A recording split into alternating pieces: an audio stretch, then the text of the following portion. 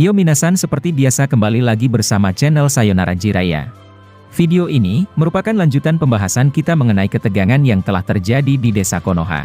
Informasi yang admin sampaikan berdasarkan analisa yang telah terjadi sebelumnya dan itu dikemas dengan baik dalam bentuk alur cerita. Tapi sebelum itu, seperti biasa gunakan headset untuk menonton video ini agar suaranya terdengar lebih jernih dan jelas. Serta sediakan sebuah makanan dan segelas teh atau kopi untuk menemani kalian dalam menyimak pembahasan di channel ini. Jadi gak usah banyak basa-basi lagi dan mari langsung saja kita bahas bersama-sama tema hari ini.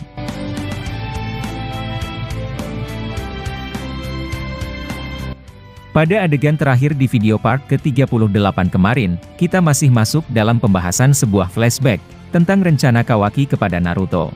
Sebelumnya, Eida telah menyuruh agar Naruto lebih baik dipengaruhi oleh Zeno juga. Mendengar usulan Eida tersebut, Kawaki kemudian setuju dan mereka akhirnya menemui Naruto di dalam dimensi Daikokuten miliknya. Kawaki membuat Naruto sadar dan akhirnya berbicara dengannya secara langsung. Kawaki ataupun Eida melaporkan segalanya pada Naruto bahwa Boruto sekarang telah dianggap sebagai buronan desa. Eida mengaku ke Naruto jika saat ini Naruto diinformasikan telah mati dibunuh oleh Boruto. Sehingga itulah yang mendasari semua ini terjadi yang membuat Naruto tak bisa berkata-kata. Nah sekarang, mari kita lanjut pembahasannya pada video part ke-39 ini. Adegan pertama dimulai dengan seorang Naruto yang benar-benar syok mendengar pengakuan dari Eida. Dengan ekspresi seperti itu, Naruto kemudian berkata ke Kawaki, "Mengapa kau melakukan hal sejauh itu Kawaki? Jika memang niatmu hanya untuk melindungiku, maka kau tak perlu harus mengorbankan Boruto. Apa kau tak berpikir ketika kau berhasil membunuhnya, maka tak ada yang tersisa selain kesedihan. Aku tentu tak bisa memaafkan jika nanti Boruto berhasil kau habisi." Kawaki lalu menjawab ucapan Naruto dengan berkata, "Aku sudah bilang bahwa ketika semua selesai, kau bisa membunuhku kapan saja. Apa yang akan dilakukan Momoshiki benar-benar sangat berbahaya bagi desa ataupun bumi ini. Dia ancaman dan membunuh Boruto adalah satu-satunya cara untuk mematikan Momoshiki. Aku yakin bahwa Anda tak akan mampu membunuh anakmu sendiri dan oleh karena itu, akulah yang akan melenyapkan dirinya. Tak masalah jika nanti, aku akan dibenci atau mati dari dunia ini." Naruto lalu menatap Kawaki dengan ekspresi bercampur antara marah dan sedih. Naruto sedih karena dia memang tak mungkin mau membunuh darah dagingnya sendiri. Apa yang dikatakan Kawaki, semuanya memang benar dan itu merupakan kelemahan dari Naruto. Naruto kemudian berkata, dalam permasalahan seperti ini, harusnya memiliki solusi khusus atau lain sebagainya.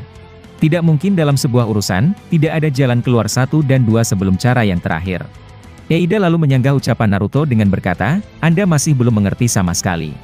Jika Anda membiarkan Momoshiki mengambil alih tubuh Boruto, maka dia bukan hanya menghancurkan Konoha saja akan tetapi, semua desa dan bumi akan dihancurkan oleh Momoshiki." Naruto lalu berteriak sambil berkata, "Aku dulu pernah memiliki monster semacam itu." Yang dimaksud Naruto adalah, tentu saja seekor Kyuubi yakni Kurama. Naruto kemudian melanjutkan ucapannya dengan berkata, "Awalnya, dia juga sangat benci pada manusia termasuk aku sendiri. Dia berencana menghancurkan manusia, ketika dia bisa bebas dari dalam diriku. Akan tetapi, pada akhirnya dia menjadi monster yang paling dekat denganku. Kami berteman baik sampai bertahun-tahun dan dia sama sekali tak berpikir jahat lagi seperti sebelumnya. Cara yang kumaksud tadi adalah, bisa jadi bahwa Momoshiki suatu hari nanti akan berteman baik dengan Boruto. Jika itu terjadi, maka kalian tak perlu melakukan hal sekejam itu." Kawaki lalu menjawab, "Mustahil seorang Momoshiki mau berteman dengan Boruto. Aku telah melihat hal semacam ini sebelumnya pada diri Ishiki dan apa yang terjadi, dia malah melakukan hal-hal yang sangat mengerikan. Dia sama seperti Momoshiki dan Anda mungkin lupa bahwa Momoshiki telah membuat mata Sasuke menjadi buta. Itu semua adalah taktik untuk rencana buruknya ke depannya. Nah seperti yang kalian ketahui, ada kemungkinan besar bahwa Momo dan Boruto pada akhirnya akan terlihat seperti Naruto dan Kurama. Jika nanti mereka berakhir menjadi teman, maka Kawaki harus menghentikan rencananya untuk dapat membunuh Boruto. Namun, admin pribadi malah berpandangan jika nantinya, Kawaki akan tetap membunuh Boruto meskipun Momo menjadi baik. Ini mungkin ada kaitannya dengan rasa cemburu, atau hal-hal bersifat pribadi lainnya dari Kawaki, lalu kemudian, Naruto memaksa Kawaki untuk membebaskan dirinya dari tempat itu. Namun, Kawaki tak mau melakukannya karena itu, demi melindungi dirinya dari hal-hal luar. Dengan ekspresi marahnya, Naruto mengaktifkan kekuatan Sage mode miliknya sambil berkata, "Aku akan memaksamu Kawaki." Kawaki hanya tersenyum sambil berkata, "Tak ada gunanya bagi kita untuk bertarung antara satu sama lainnya. Aku benar-benar hanya berpikir untuk melindungimu saja tanpa perlu menyakitimu."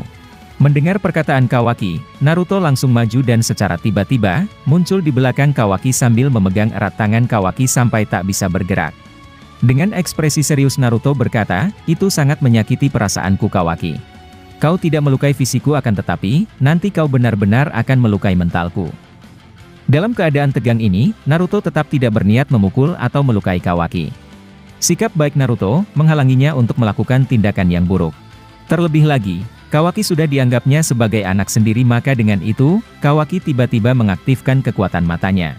Dia membuat Naruto kembali tak sadarkan diri dan membawanya kembali ke sebelah Hinata yang juga tak sadarkan diri. Kawaki sangat menyayangi Naruto, yang juga dianggapnya sebagai ayahnya sendiri. Eida lalu berkata, "Apakah kau batal membuatnya terpengaruh Zeno?" Kawaki lalu menjawab, "Aku harus menepati janjiku yang sebelumnya dan sepertinya, biarlah dia seperti ini dulu. Sekarang, ayo kita keluar dari sini dan pergi bertemu dengan Shikamaru." Kawaki dan Eida akhirnya keluar dari dimensi Daikokuten milik Kawaki. Ketika mereka keluar, Eida langsung merasakan keberadaan dari Sarada. Dengan ekspresi serius Eida berkata, "Aku merasakan cakra Sarada di dekat sini."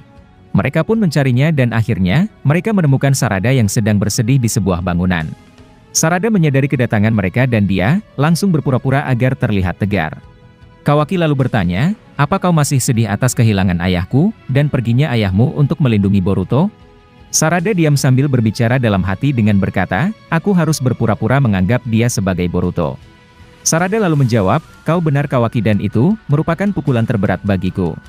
Aku masih tak percaya jika Tuan Hokage ke-7 benar-benar telah mati dibunuh oleh Boruto.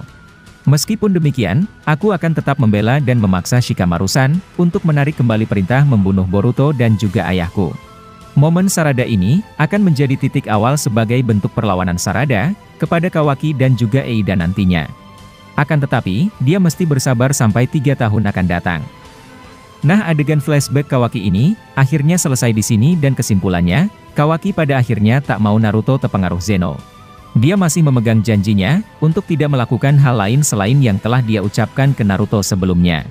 Kawaki hanya ingin menghabisi Boruto, lalu dia membebaskan Naruto dan mengembalikan ingatan semua orang. Nah, kemudian, adegan berlanjut pada invasi kode ke desa Konoha. Akhirnya Kawaki terlihat selesai memikirkan masa lalu tersebut. Sekarang, dia bertanya tentang apa yang dirasakan oleh Himawari. Di tengah-tengah kepungan para Sumeaka Kode, Kawaki kemudian berkata, "Apa sebenarnya yang kau pikirkan Hima?" Hima lalu menjawab, "Aku seperti merasakan sesuatu dari dalam diriku." Kemudian adegan beralih ke tempat Boruto, Orochimaru, dan Sasuke berada. Setelah sebelumnya memutuskan mundur dari Eida, Boruto membawa mereka ke dalam dimensi lain. Sesampainya mereka di sana, Orochimaru lalu bertanya dengan ekspresi bingung kepada Boruto. "Hei Boruto, siapa yang telah mengajarkanmu teknik Rasengan di luar desa? Karena yang kutahu, hanya kakekmu, ayahmu dan seorang Jiraiya yang bisa menggunakan teknik tersebut. Tak mungkin seorang Sasuke yang telah mengajarkanmu Rasengan sebagus tadi." Nah, seperti yang kalian ketahui, jika Orochimaru atau ninja lainnya melihat Boruto menggunakan Rasengan baru, pasti mereka akan sangat kebingungan. Orochimaru telah bingung ketika Boruto mengeluarkan Rasengan itu untuk menyerang Daemon sebelumnya. Adegan terakhir kemudian memperlihatkan Boruto hanya tersenyum setelah mendengar pertanyaan dari Orochimaru tadi. Dengan ekspresi tersebut Boruto berkata, "Seseorang telah mengajarkanku untuk mengembangkan seperti apa teknik ini. Walaupun aku telah menguasainya, tapi dia membantuku untuk mengembangkan dan jadi seperti tadi." Orochimaru lalu bertanya, "Siapa orang itu Boruto?" Ketika Boruto ingin menjawab, adegan secara tiba-tiba telah berakhir di sini. Nah, menurut kalian, siapa yang mengajarkan Boruto Rasengan di luar desa? Apakah itu Kashin Koji, atau malah Boruto sendiri? Jadi untuk kelanjutannya, kita akan membahasnya pada video part ke-40 nantinya. Mungkin itulah informasi kali ini yang dapat admin sampaikan kepada kalian semua. Masih banyak prediksi atau hal-hal yang akan terjadi ke depannya, yang bakalan kami bahas tuntas di channel ini. Dan jika kalian suka dengan pembahasan teori maupun fakta di channel kami, jangan lupa untuk selalu stay menunggu dan selalu berlangganan. Sampai jumpa di video selanjutnya dan salam Shinobi.